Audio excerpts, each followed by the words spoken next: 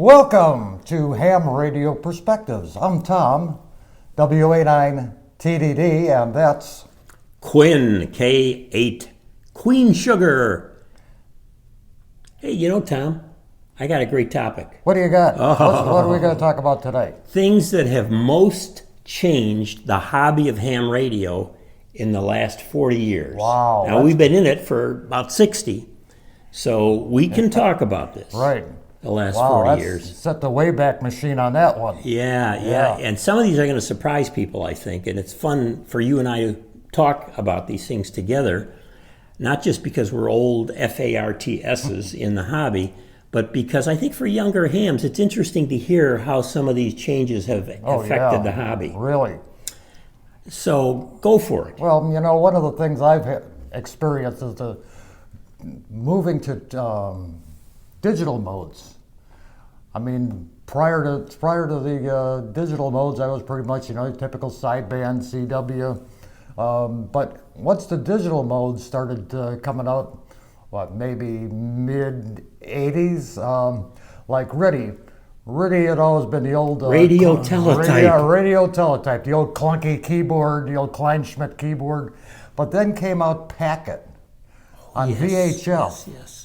Packet. And I had a 2-meter rig, and I had a computer. It wasn't a great computer. It was running like Windows 2.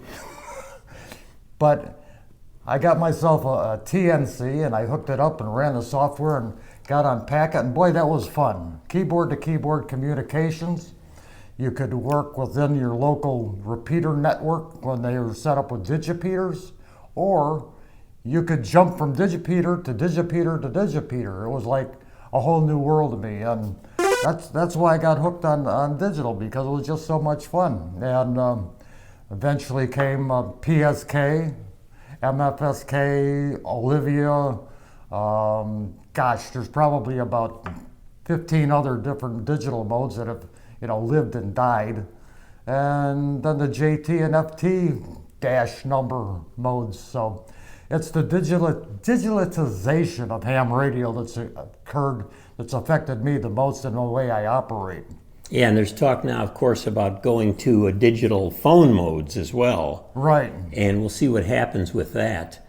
But you're right, the digitalization has changed the hobby in so many ways that we could go into. We could do a whole show just on that. Maybe absolutely. At some point we will when we have morphed into our new format right. We have not completely told you about.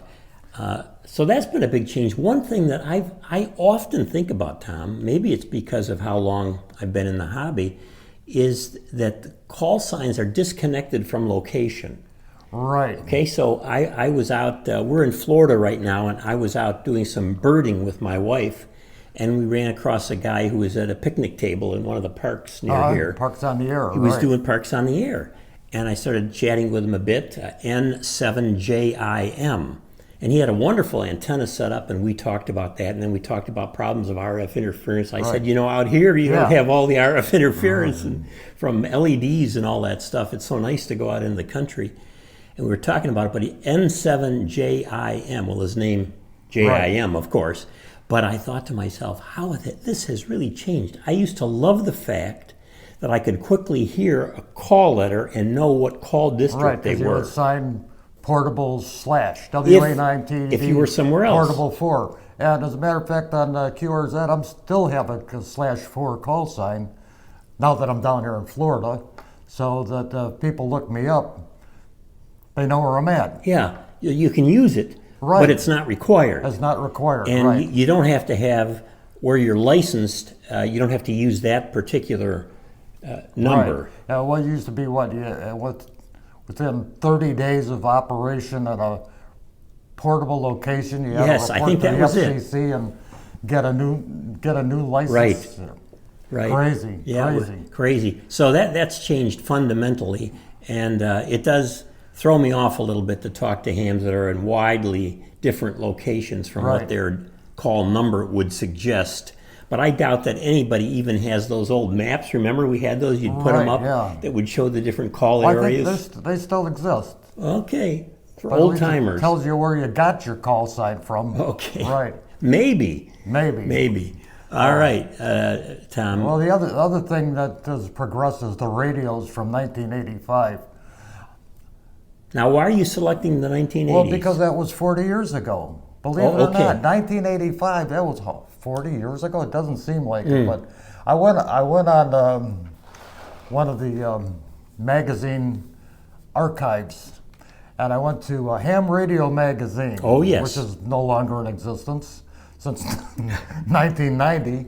And I looked at the ads to find out what was the newest and greatest radios from 1985.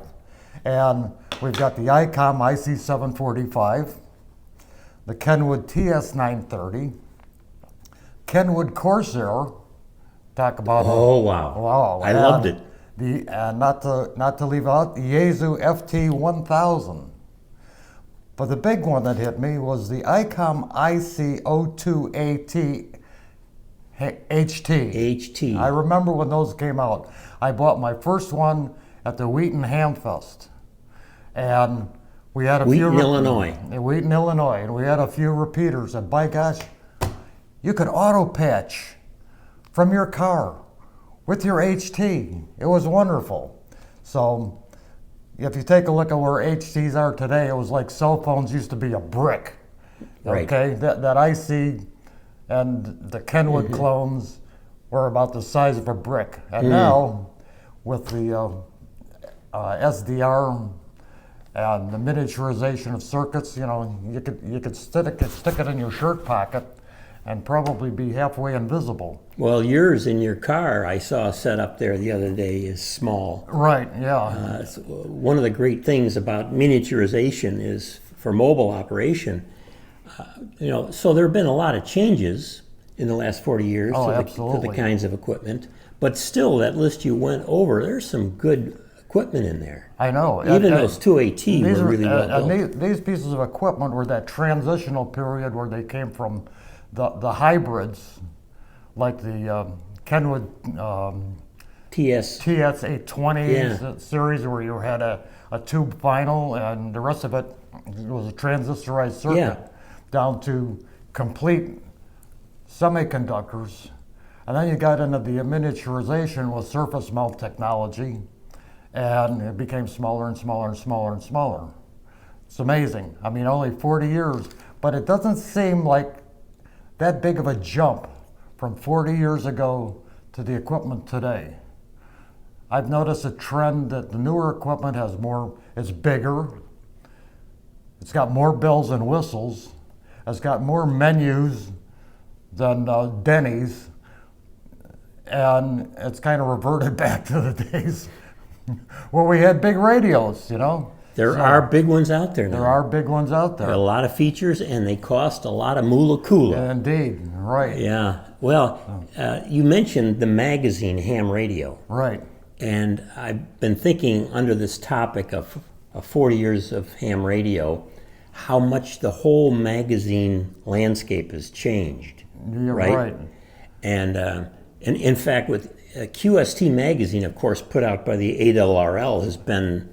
I think that's the only thing that's still existing. Well, CQ, I think, still does. I think so. Well, CQ has gone from a published to a online version. Yeah, it's online, right. And that's another big change. Yeah, another big change to the online. But remember 73 magazine? I loved 73 magazine. A lot of people did. I had a lifetime subscription to 73 magazine. Unfortunately, it was Wayne Green's lifetime and not mine. Yeah, Wayne Green was this legendary ham who had strong opinions about things. Right. But that's what made his magazine and his public appearances so interesting. Right. He wouldn't hold back right. on opinions, and he would try to defend them rationally. Mm-hmm. And typically he had reasons for the opinions he held, even if we thought he was wrong about something. He was never wrong. That's what he would say. In his opinion, he was never wrong. Yeah, never say die. That was his way of looking at it. So we've got the online stuff primarily now for magazines, and QST stopped print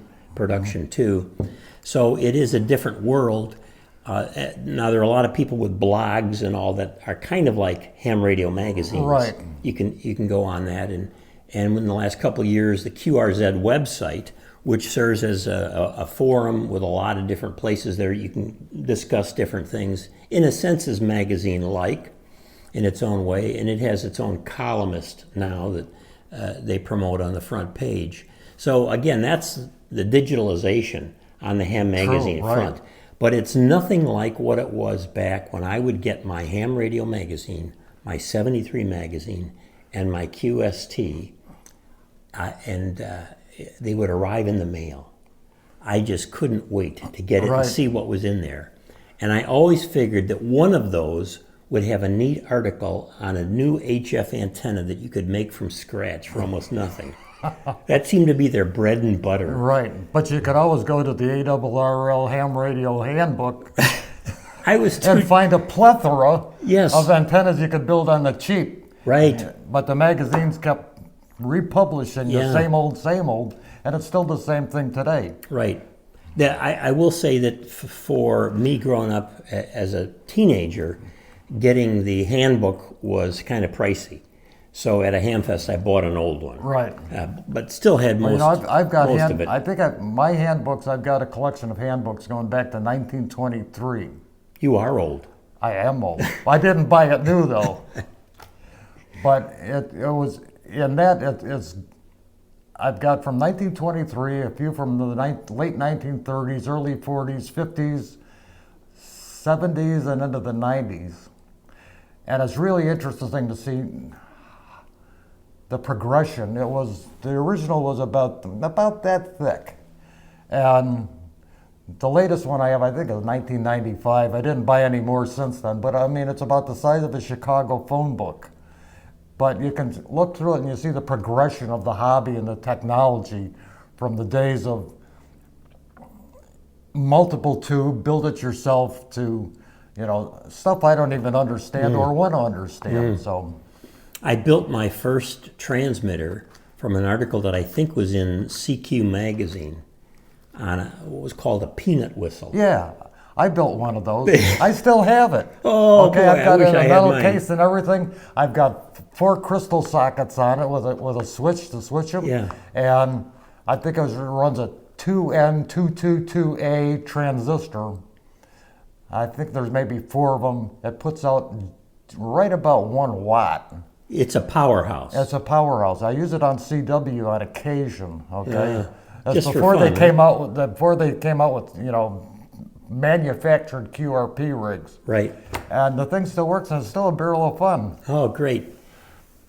What about HOAs, Tom, these homeowner associations? I think they have really represented a significant change for hams.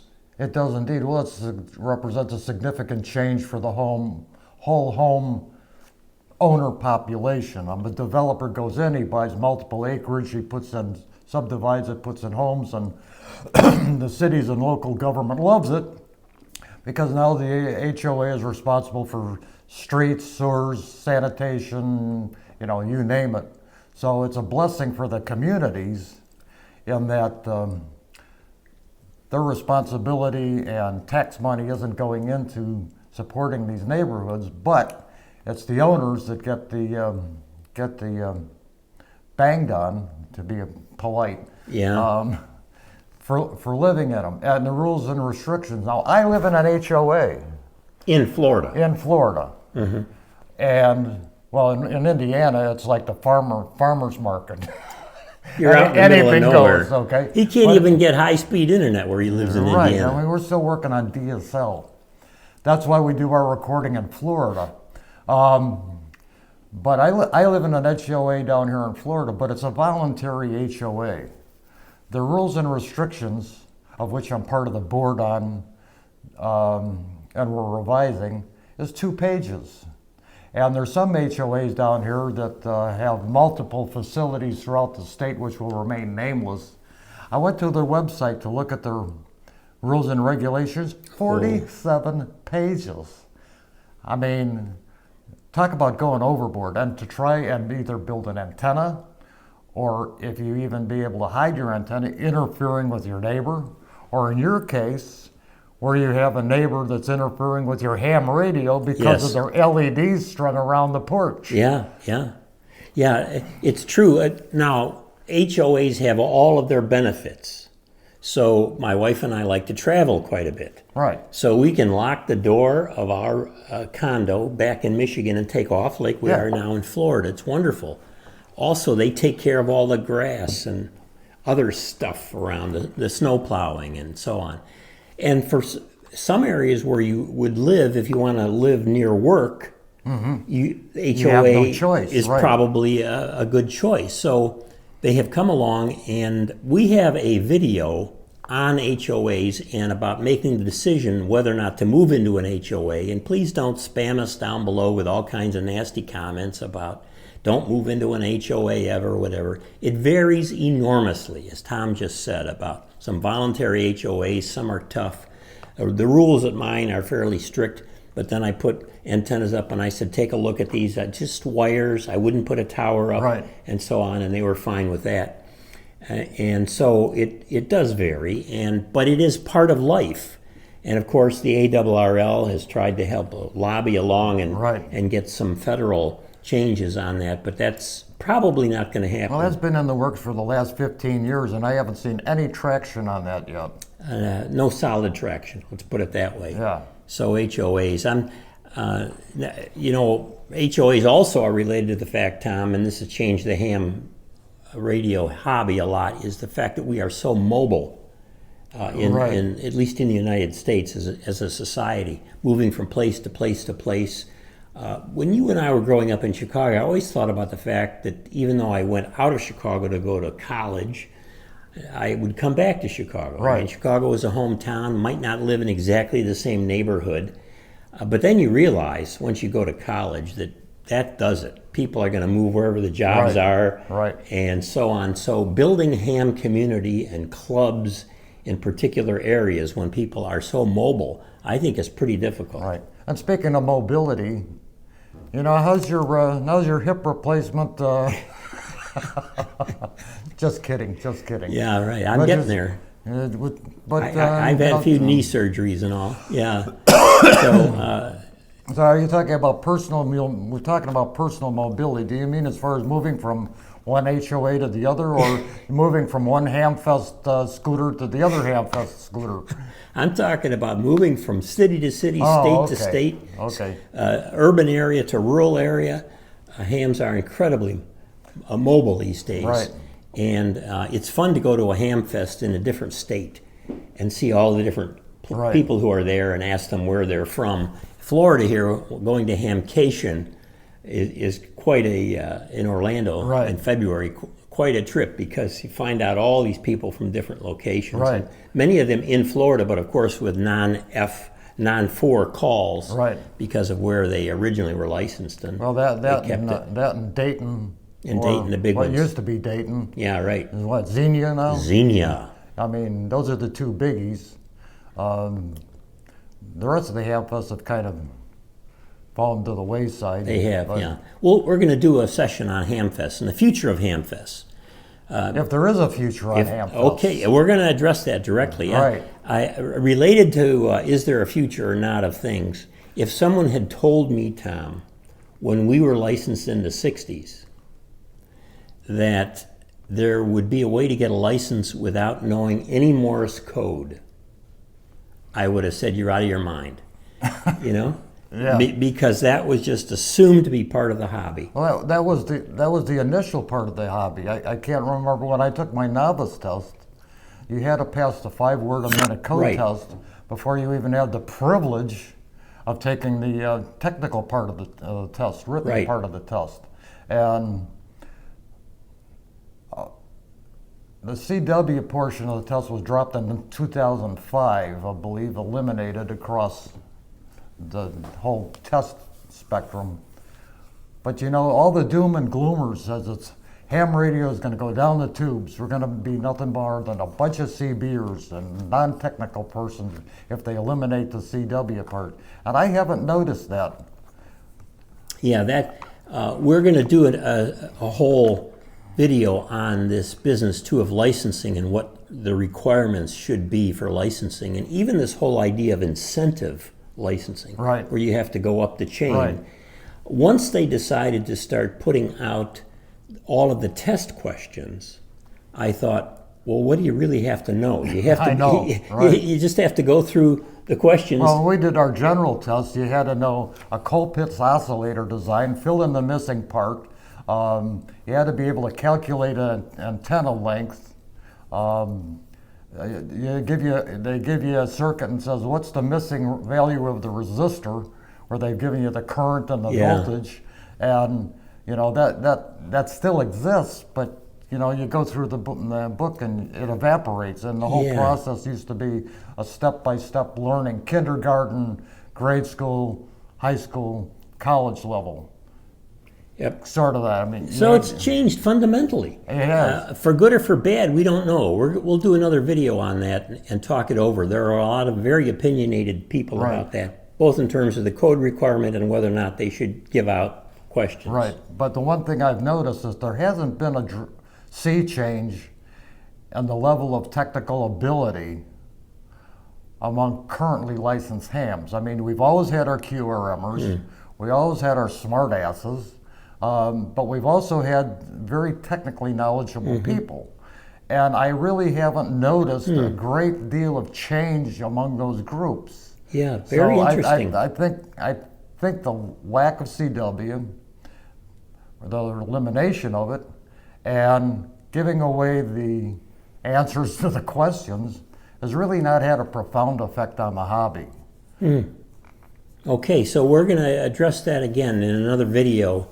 And talk about that, where things maybe should go now with that, and how maybe it should be more open even than it is now. We talked a lot about the digitalization over the last 40 years, and of course computers have been part of that, Tom. And I'm going to admit something to you and to everybody out there. I'm not really big on having to use a rig that's as complicated as a computer. Myself included. I like a separate rig. I don't want to get a flex radio where I have to go through a computer or whatever. And people say, well, it's almost the same except you're just looking at a screen and all. There's something about like learning a new language when you're growing up. And I learned the language on how to have a rig and twirl around on that rig and look at that rig. And even with the new screens coming out that show you the band, I'm not as comfortable with those things because I didn't grow up with them. I can do it well. The more complicated radios that have all kinds of menu items, those things drive me nuts. True. And what I see on the reviews of new rigs, at least when it gets to be reviews on eHam, not necessarily the official reviews that are in QST and so on, is that if the menu system is not easy, people will really nail that rig and say, I got rid of it. Right. And I've seen people selling equipment on QRZ, or the other place, QTH is the primary one, online, where they say they're selling it specifically because they couldn't deal with the menu system. Well, honestly, I have about 10 years ago, 12 years ago, I bought a Kenwood TS480. The only rig you ever bought new? The only rig I ever bought new. And the only reason I bought it is because I was going to use it as a maritime mobile. And it's very compact, doesn't take a lot of space up, very low power requirements on it. But other than that, it's got like 47 menus on it that you have to switch through.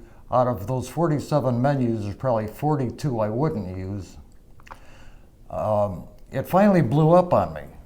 I mean, CW works, AM works, but the sideband module went kaflooey. And I challenge you to fix that, Tom. Huh? I challenge you to fix it. No, because it's all little boards, all surface mount technology. My main rig today is a Kenwood TS820. And I'm running digital on it. Classic. Right, and it's stable. And I've had that since, probably 1985. And I haven't replaced the finals or the driver on it yet, and it still works great. So.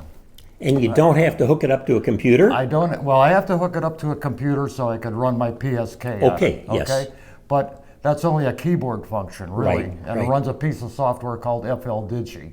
And other than that, I have no use for a computer or a computerized rig. Right. I look at the menus and I look at some of the newer radios that are going for what, $12,000. I couldn't navigate the controls on the front of it, more or less try to find the menu and what they do, and would they be of any value to me? I highly doubt it. Very incremental. Yeah. Very incremental. So you're paying a lot more money for just a little bit Right. of performance. Right. And unless you're using it for a specific purpose, like in contests with the QRM and you need super duper selectivity, it's probably not worth it. So speaking of computerized rigs, what about the remote Yeah, operations? remote operation is interesting. I was stunned a few years back when I saw that there are these companies out there that will sell you access to remote operation Yeah, I've seen those ads. with their rigs and their towers in different locations, for so much per hour. And now, Rent a rig. rent a rig, rent the whole thing, Yeah. the whole setup. So, but I will say that I work a lot of people on the HF bands who live in something like an HOA restricted community, and they have remote setups in other locations. So they run through their computer, or even in some cases just through their phone. I've worked them using their setups, the antennas and all in other locations. And then I've worked quite a few people who are using remote from one of their homes to another home. And at one of the homes, they'll have a better setup, and that way they can run cheaper from the second home, just connecting into the computer through the internet. I think it's a great thing. I have not gotten involved in it, and I know there are easier and more difficult ways to do it, but I think it's going to increasingly affect the hobby. I wonder how that's affected by the FCC ruling, which may or may not be still in effect, about third-party traffic or not having a control operator at the station.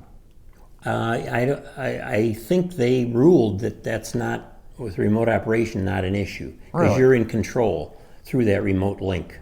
Very interesting. Yeah, just like Another a way to- repeater. Another way to beat the man. Yeah, and here's an example where you see we're out of our league a little bit in terms of the regulations on it because we're not doing it, so we haven't looked real closely. The field day operation, I wanted to say something about changes about going into the field, because I always thought for hams, field day operation meant field day. Right. Well, field day is always meant to me the first rainy weekend in June. Because it's always raining, and that Alberta Clipper is just finally coming down, the last vestiges of winter, dropping the temperature into the mid-40s. It's raining out. You're outside in a tent for 24 hours, and the coffee's always bad. And the generators are noisy. Generators are noisy. One time, shortly after we moved to Michigan in the early 80s, I went out to field day for the first time in Michigan, and there were actually snow flurries. Yeah, I believe it. It was in early June, or I think it's early June or third week in June, or whenever it was tough. Yeah, but field day is almost a natural everyday occurrence now, with parks on the air, islands on the air, Yes. summits on the air. So it seems like we've gone from field day being a once-a-year event, Or twice with winter. twice a year event, and making multiple little field days out of it, single operator, Yes. portable operation. And I think that's a big plus that's happened in the I last do 40 too. years, because rather than just having one or two opportunities a year to prove your emergency field operations, now you can do it anytime you want and have a supporting group helping you with it. Yeah, it's wonderful. I think it's been one of the best developments in ham radio in the last 40 years, to have the equipment you can run on batteries, and all the portable antennas that both manufacturers put out and people make themselves, and take out into the field. So that's why I thought it'd be interesting to say the changes on going into the field, because now it's just seen as a huge part of the hobby. Right. And Well, it is a fun part of the hobby, it is too. fun. And in some cases, for people who can't operate in their HOA, Right. they can go out into the field. And so it's a wonderful development. I also want to point out another, what I think is a wonderful development, and that is the development of all of these special event stations. Those are fun. They are fun. Now, some of them are a bit goofy, and you can tell it's kind of the Chamber of Commerce at a city because they have some special thing. Yeah, but instead of getting the ordinary little QSL, you got a really nice certificate. Many of them. Yeah, really nice. So they have military ones and locations, and they have dates in history and historical locations. And lighthouse. Oh, yeah. Lighthouse is on the air. We're going to do a whole show, by the way, gang, on something on the air. We're going to offer, don't give any away now, Tom. We have some ideas on whole new areas of development for this exciting area of the special event station. Now, I also want to point out to you the academic. I haven't been too academic in this. Not on this one not so on this far. one. Thank you. So, okay, it's Dr. Q back here. Here's an interesting aspect to this. And that is the development of special event stations as ways for hams who are introverted to make contacts. Because there are introverted folks out there, a lot of them in technologies. If you look at engineering, for example, it's heavily introverted people. And these people like to make contacts, but they don't like to call a CQ or answer a CQ and have to go through an actual conversation. So instead, they can get on and just work the parks on the air. They can work these special event stations. And remain fairly anonymous. And I call it a kind of impersonal but valuable and interesting kind of communication. So we're all for it. These are areas that we thought, gang, have changed significantly over the last 40 years that we've been in the hobby, and we'd like to get your comments, right? Look down below, subscribe, right? We always have to say subscribe here to the Ham Radio Perspectives, and let us know what you think. Please post some notes. You can agree with us, disagree with us. We disagree with each other half the time anyway, even though we've been in the hobby the same length of time.